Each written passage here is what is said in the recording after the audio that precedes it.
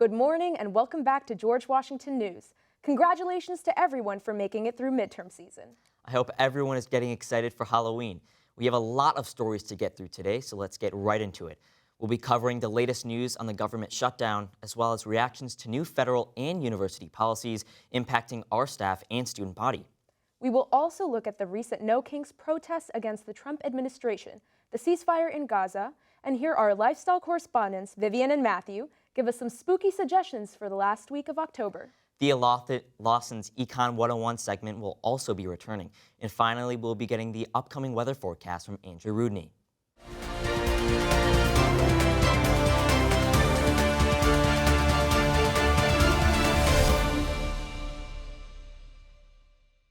Welcome back to the show. I'm Avanti Patworthan. And I'm Brady Wilson. On Sunday, October 19th, the Louvre Museum in Paris was robbed of jewels dating back to France's 19th century royalty. The thieves broke into the Apollo Gallery at 9:30 a.m., using power tools to break into the display case and escaping on scooters. According to CNN, the security camera covering the balcony where the robbers entered was pointed in the wrong direction. French authorities called the incident a, quote, criminal act, end quote. The current government shutdown has now lasted 24 days, meaning it is quickly approaching the longest government shutdown record of 35 days. As the Senate fails for the 12th time to advance further legislation, the strain of the shutdown is felt most by Smithsonian employees. Emir Aydınoğlu has the story. The shutdown of the federal government is still ongoing, and congressional Democrats and Republicans have reached a standstill in negotiations to reopen the government. Both sides have received harsh criticism about the necessity of government shutdown as well as lack of urgency in addressing it. There have been many unfortunate effects of this government shutdown, including but not limited to federal workers not getting paid, air traffic becoming more chaotic, and Smithsonian museums throughout the nation's capital getting shut down. Due to the shutdown, about 1 million federal workers are not getting paid as long as the shutdown persists. Not included in this group includes the lawmakers on Capitol Hill, certain employees in the federal government, and military personnel, with the exemption by President Trump. However, about 850,000 federal workers are still getting paid as their contracts are not bound to congressional appropriations. Other unfortunate news includes the temporary closure of all 21 Smithsonian museums, the National Zoo, and 14 additional educational and cultural centers. The Smithsonian Museum was initially able to sustain the government shutdown, but as of October 11th, it closed its doors. The zookeepers are ensuring that animals are taken care of. While the closure is devastating, the Smithsonian digital resources are still available to the public, and all museums, centers, and zoos plan to reopen as soon as the government reopens as well. This is Emir for GWN. Thanks, Emir. Across the country, several key races and legislation are up for vote next month. In Virginia, Democrat Abigail Spanberger goes up against Republican Winsome Earl-Sears to succeed incumbent Governor Glenn Youngkin. Last Wednesday, New York mayoral candidates Zoran Mamdani, former New York Governor Andrew Cuomo, and Curtis Sliwa made their final pitches to the public, clashing over housing policies and the Trump administration. Finally, Californians will place their votes on Proposition 50, which would reauthorize redrawing California's congressional districts in the midst of Texas and Georgia's attempts to redraw theirs. Vice President J.D. Vance visited Israel this week in wake of recent challenges from both Israel and Hamas to President Donald Trump's ceasefire deal. Grace Rio has the story. On October 14th, President Donald Trump and Gaza ceasefire mediators from multiple countries signed a ceasefire deal in a, quote, peace summit in Egypt, following the return of 20 Israeli hostages and over 2,000 Palestinian prisoners. The summit included more than 20 world leaders, although notably absent were representatives for Hamas and Israel. Trump called this a, quote, historic dawn of a new Middle East, unquote, and was met with applause and approval from Israel's parliament, the Knesset. The following Sunday, October 19th, the ceasefire faced its first major challenge. Israel sent a lethal airstrike and cut off all aid to Gaza, quote, until further notice, unquote, after a reported attack from Palestinian militants killed 2 Israeli soldiers. The airstrike killed 45 Palestinians, according to Gaza health officials. On Tuesday, October 21st, Vice President J.D. Vance spoke at a press conference in Israel. Despite the deaths on both sides of the conflict, he said that the peace plan is, quote, durable and going better than he expected. What we've seen the past week gives me great optimism the ceasefire is going to hold. And if we get from where we were a week ago to a long-term, durable peace between Israel and Gaza, there are going to be hills and valleys. There are going to be moments where it looks like things aren't going particularly well. But given that, and given the history of conflict, I think that everybody should be proud of where we are today.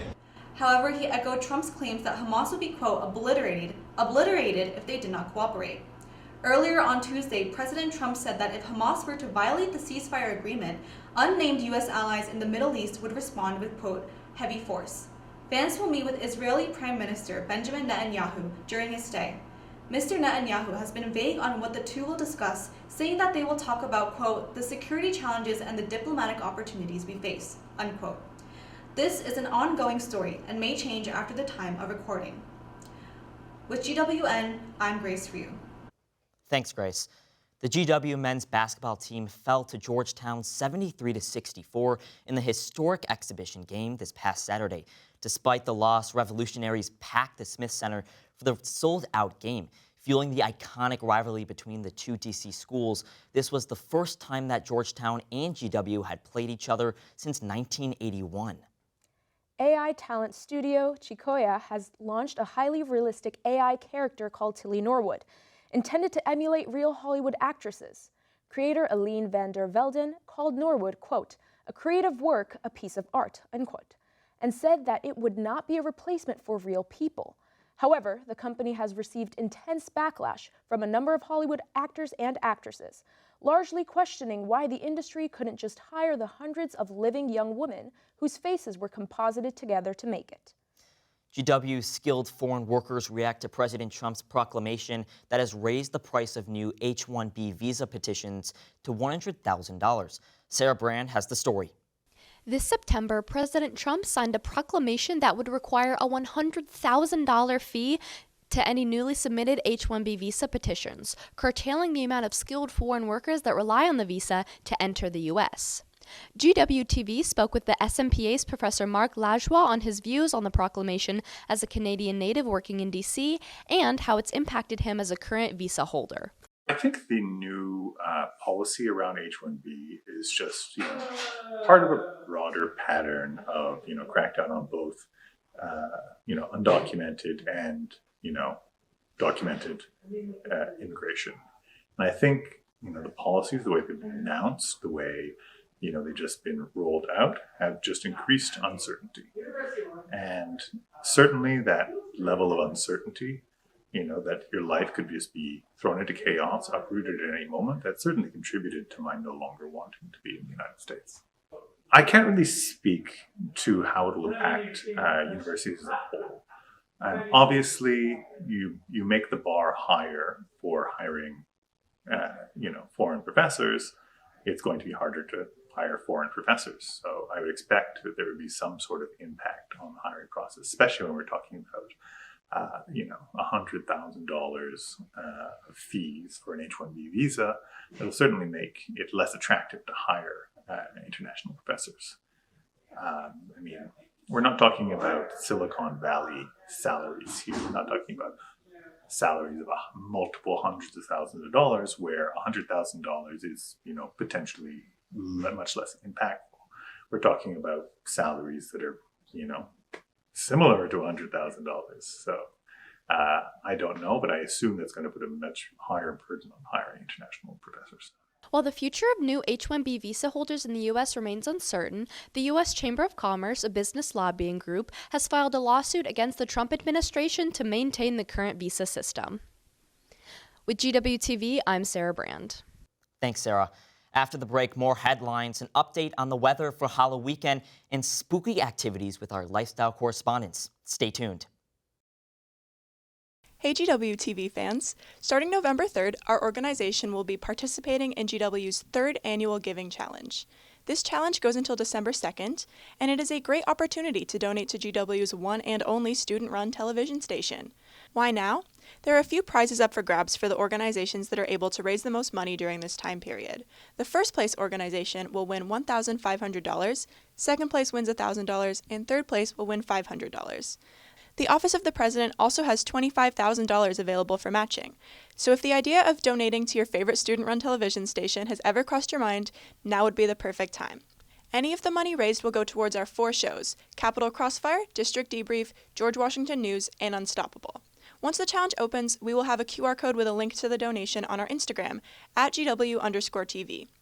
Give us a follow and stay tuned.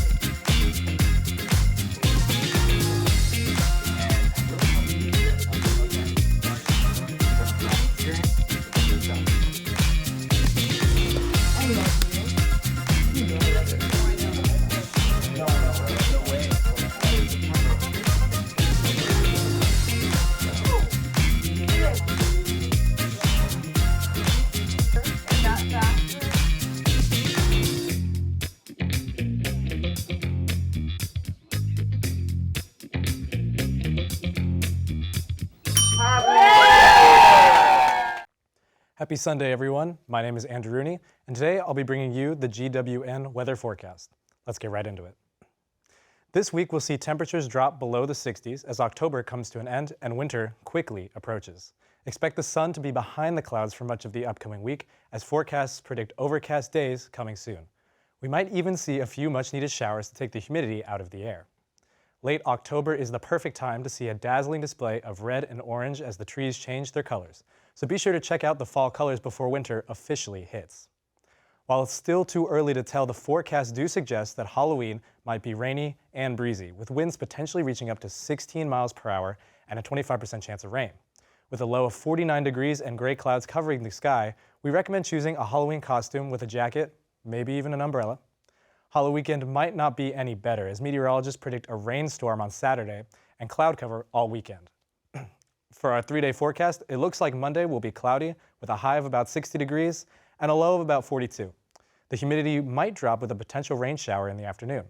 Tuesday and Wednesday will both be slightly less cloudy, but no less cold, with Tuesday's high being 57 degrees and Wednesday's sitting about 58 degrees. Well, that's all we have for our forecast this episode. Enjoy the fall colors and happy early Halloween. Back to you, Avanti and Brady. I'm really excited for the weather and the fact that it's getting chillier and colder. The only thing I hope is that I hope it doesn't rain on Halloween. Yes. Yeah, I feel like, but maybe that would be on brand, on theme, but we'll see. Yeah, I think a lot of people will have to change their costumes or work Yeah. around that if it does rain. It's unfortunate when it does rain, but I can handle a little bit of cold. I'm from Michigan. Right, okay. Are you prepared for the winter? Are you prepared for it getting colder? Not yet. I still have to get a winter jacket. Oh, okay. I don't have one yet. I'm used to just thugging it out and Yeah. wearing a hoodie during Okay. the winter, but That works. I should get a winter coat. Yeah, I'm sure you'll get to that. Awesome. For sure, yeah. Thanks, Andrew. Up next, let's turn to Thea Lawson with our special segment, Econ 101, bringing us the latest headlines in economic news.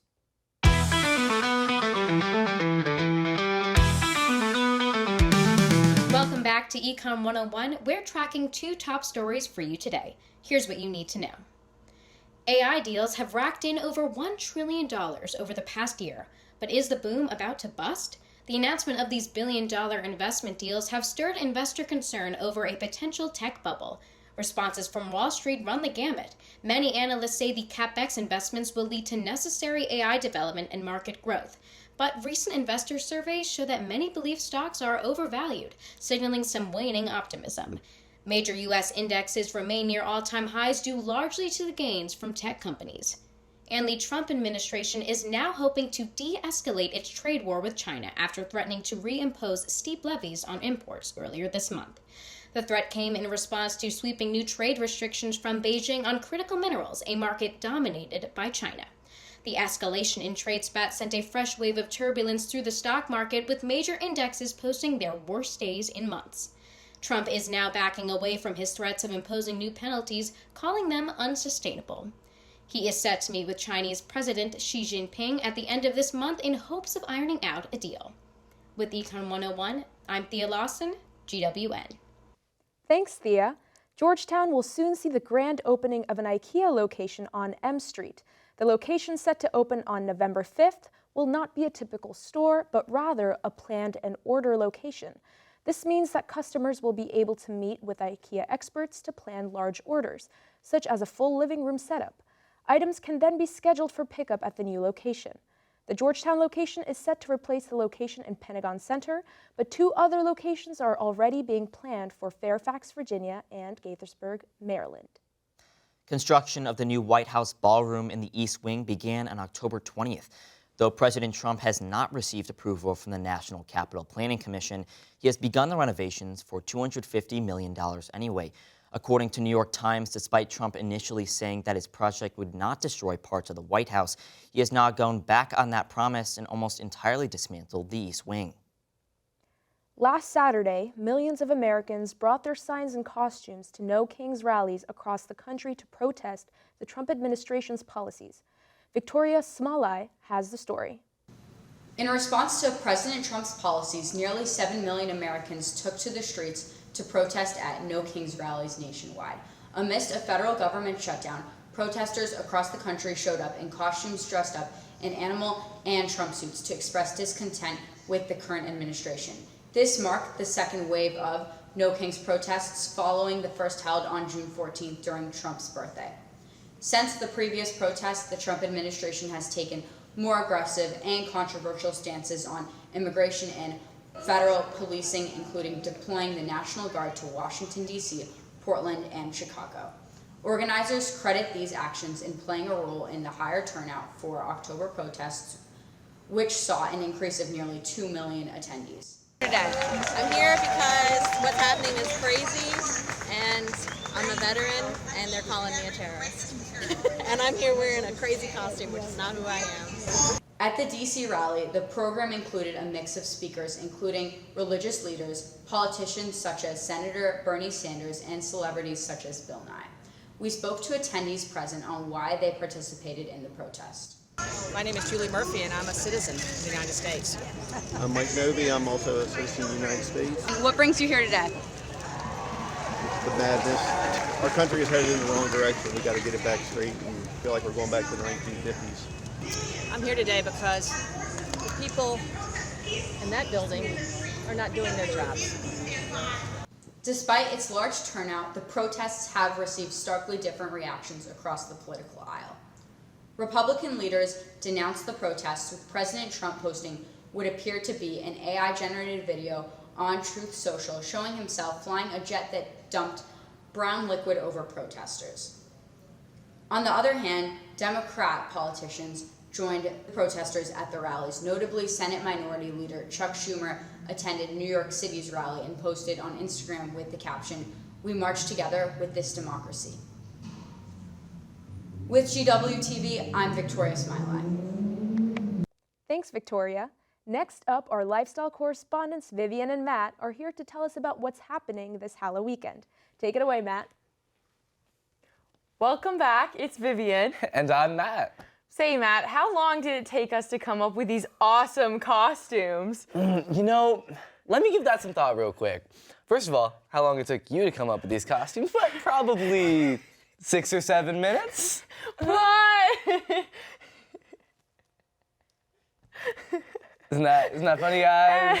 Anyways, Y'all, welcome to our spooky lifestyle segment where we'll be telling you about some upcoming Halloween festivities. Yet, with those festivities does come a need to be safe. So remember everybody, this weekend is supposed to be fun, but things can go south quickly. Make sure you have GW Emerge's number ready to go just in case anything should happen.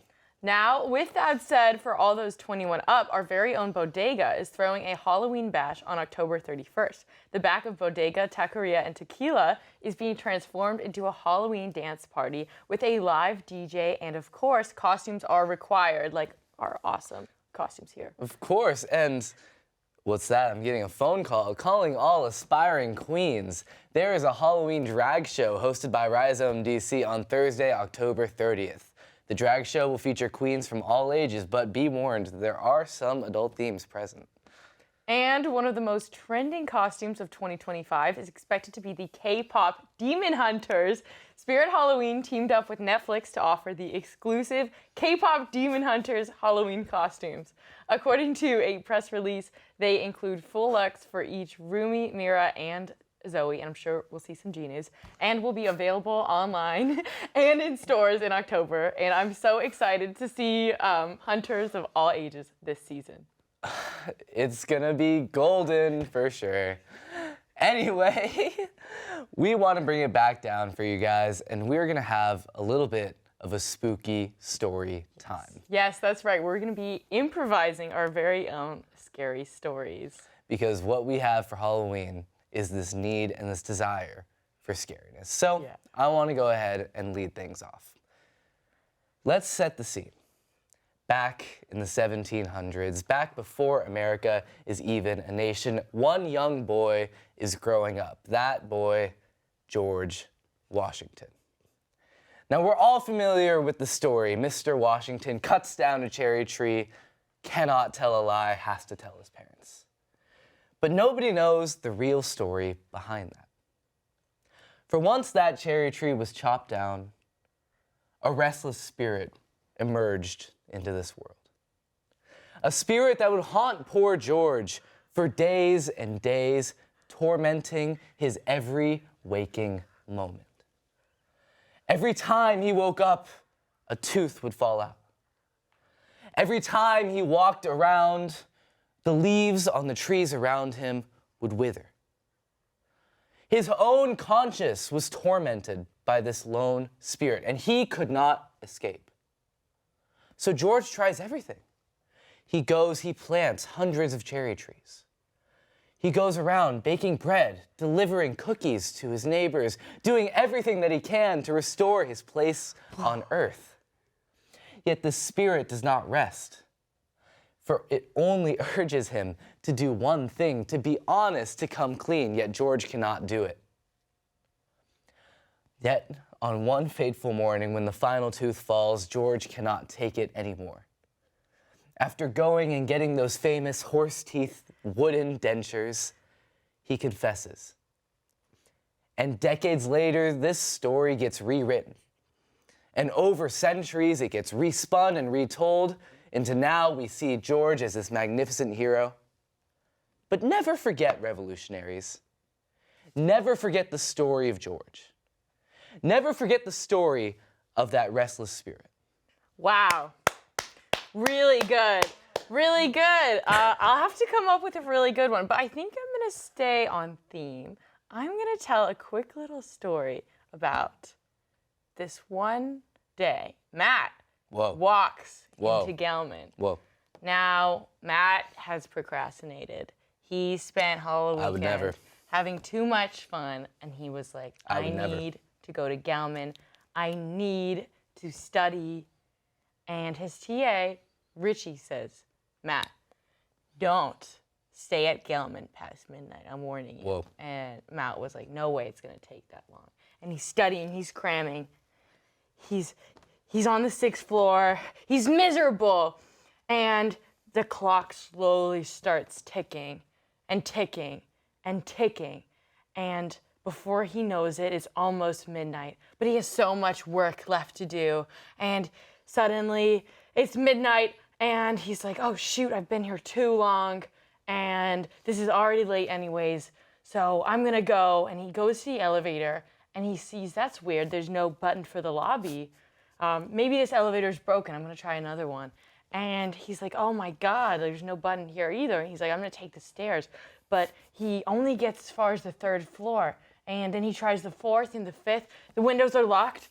He's trapped in Gelman. He runs, he can't get out. He screams, but everyone just looks at him like he's just been in the library too long, which is what happens. And he's still there to this day, rumor has it. This is like a fake version of him. But sometimes, if you're on the 6th floor, you can still hear Matt trying to get out. Ooh. You know, I've never claimed to be here in person. Let that stick with you. But either way, what did you guys think of those stories? Were they, you know, impactful, amazing? I think so. I mean, the Gelman story doesn't sound unfamiliar at all. Yeah. I speak from experience, but those were incredibly interesting stories you guys Can you told. believe they were all improvised? It was incredible. I mean, I commend you. I applaud you. Are you guys planning for being 6'7" for Halloween? Yeah. Ooh.